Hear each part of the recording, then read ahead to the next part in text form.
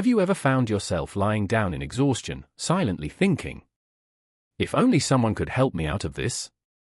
If only someone understood, someone could rescue me from this chaos. We grow up in a world filled with savior archetypes. Movies show us heroes who arrive just in time. Fairy tales teach us to wait for a prince or a fairy godmother. And in real life, we still wait for someone to come.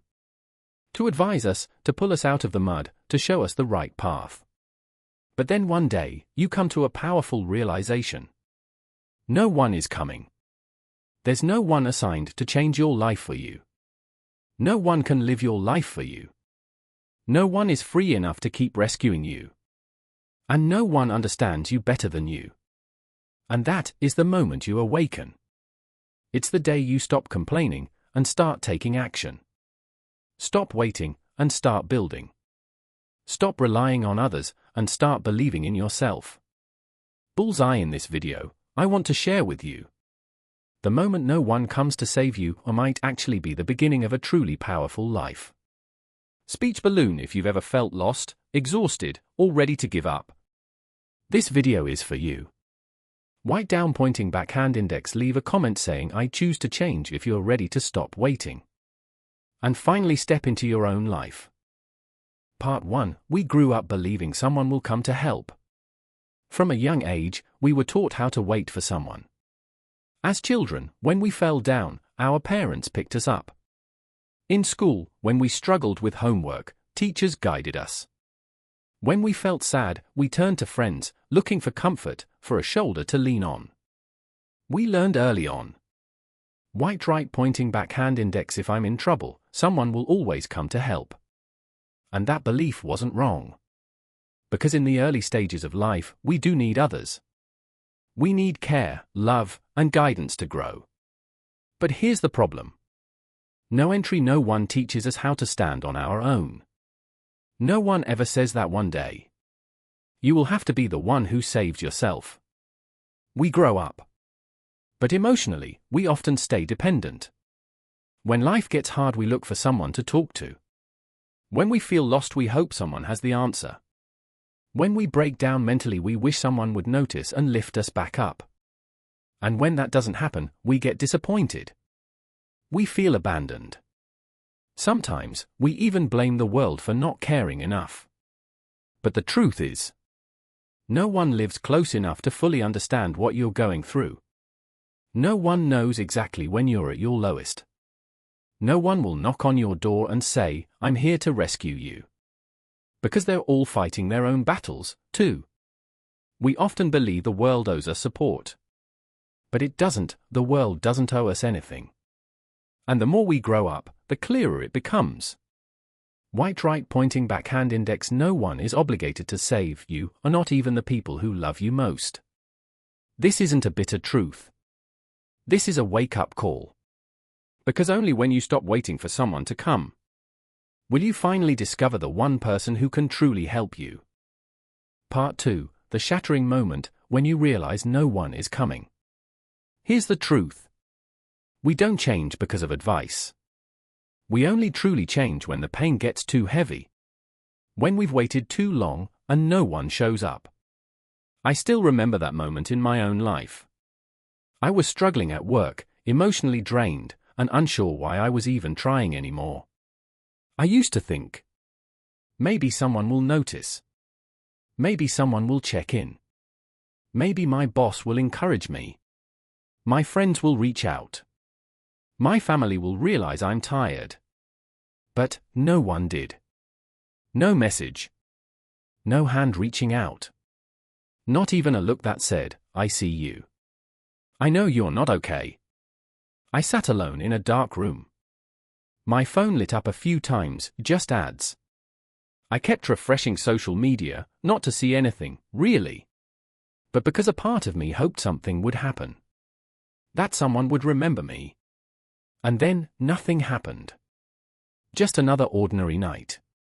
But that night, I realized something I may have been avoiding my whole life. No one is coming. And no one will come. Not because the world is cruel, but because everyone is busy trying to survive their own life. No one has enough time to rescue your emotions.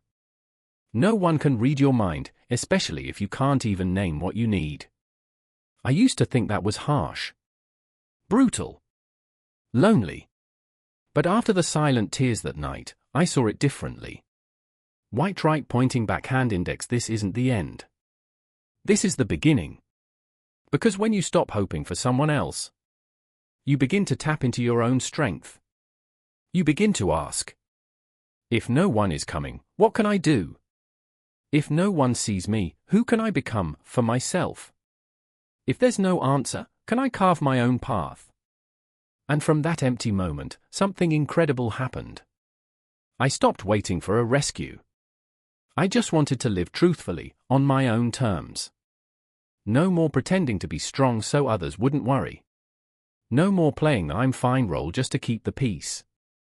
I wanted to live for me. Because I deserve to be the one who shows up for myself. That night, I wrote just one sentence in my journal. I don't need anyone to come. I've arrived. And you know what?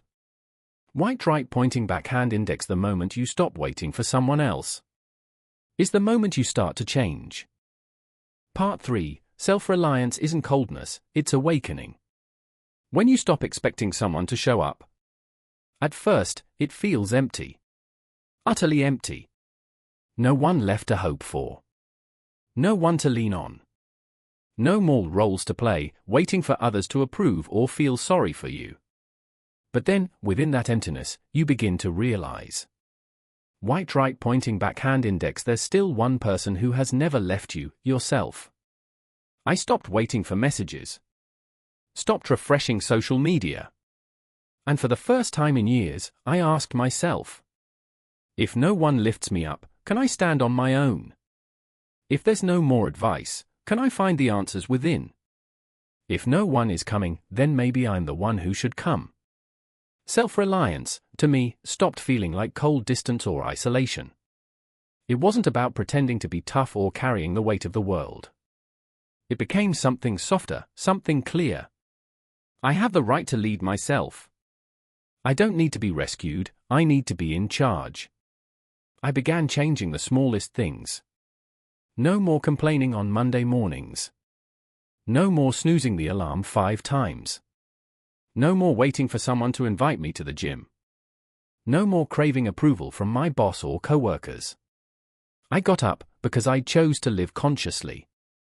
I worked because I had a goal.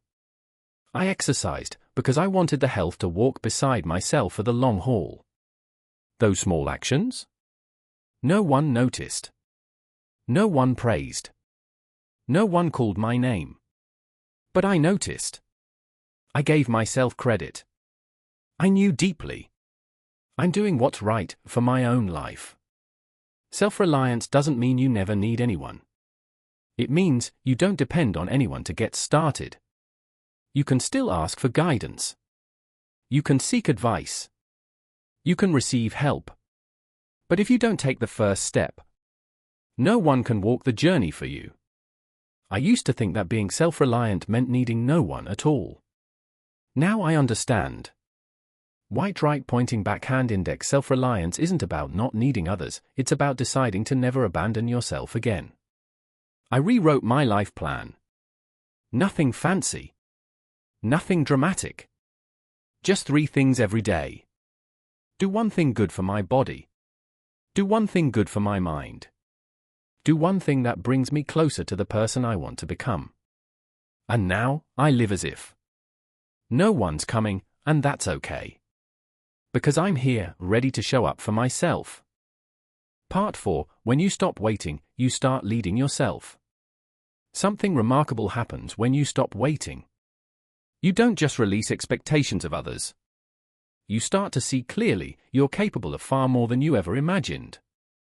When I stopped hoping someone would drag me out of bed every morning, I got up and discovered I actually knew how to start my day without anyone pushing me. I could plan, self-motivate, and handle things, even imperfectly.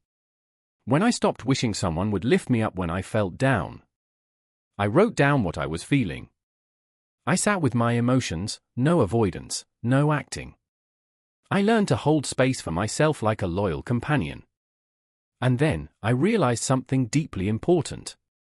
White right pointing backhand index. Every time I stopped depending on others, I reclaimed a piece of my power. I began to lead myself, in small but meaningful ways. I no longer asked, "Will someone invite me to work out today?" Instead, I asked, "How do I want to feel 30 minutes from now?" I stopped asking, "Will my boss recognize my effort?" And asked, "Which action today best reflects the values I believe in?" I stopped wondering, "When will the person I love finally change?" And asked, "Am I loving myself the way I deserve?" I no longer needed a savior. What I needed was an inner leader, and I chose to become that person. Not to be better than anyone. Just to be more honest with myself than I was yesterday. Clarity began to replace chaos. Each morning, I didn't jump out of bed from pressure, but from purpose. Each decision wasn't just a reflex, it came from direction. Each failure wasn't the end, it became a signal to recalibrate. I began asking and answering life's most important questions for myself. What kind of life do I want to live? Am I headed in the right direction? What do my daily actions say about what I value? Am I living with awareness, or just going through the motions? And then I did something I had never done before. I started listening to myself like a teacher would. Patiently. Kindly. I learned from my mistakes. I celebrated even the smallest wins. I forgave myself when I slipped or stalled. And I realized, white right pointing backhand index, true freedom doesn't come from having no constraints. It comes from being the one who defines your own direction. When you lead yourself, you no longer need things to be easy. You just need them to be worth it. You don't need everyone to agree with you. You just need you to believe you're on the right path. And once you've walked that path a while, you begin to see you're not alone. Because when you lead yourself, you become a quiet light for someone else still learning how to rise. Not through advice.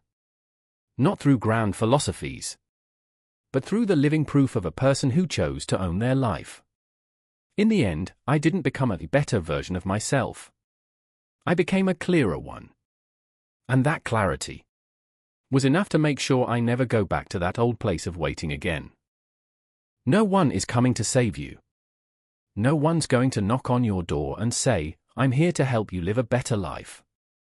No one is going to rescue you from the overwhelm, the confusion, or the fading emotions you feel day after day. And maybe that sounds heartbreaking. But take another look. It's precisely because no one came that you started to rise. It's because no one rescued you that you learned how to free yourself. You don't need a hero. You don't need a miracle. You just need one decision that you're done waiting. Starting today.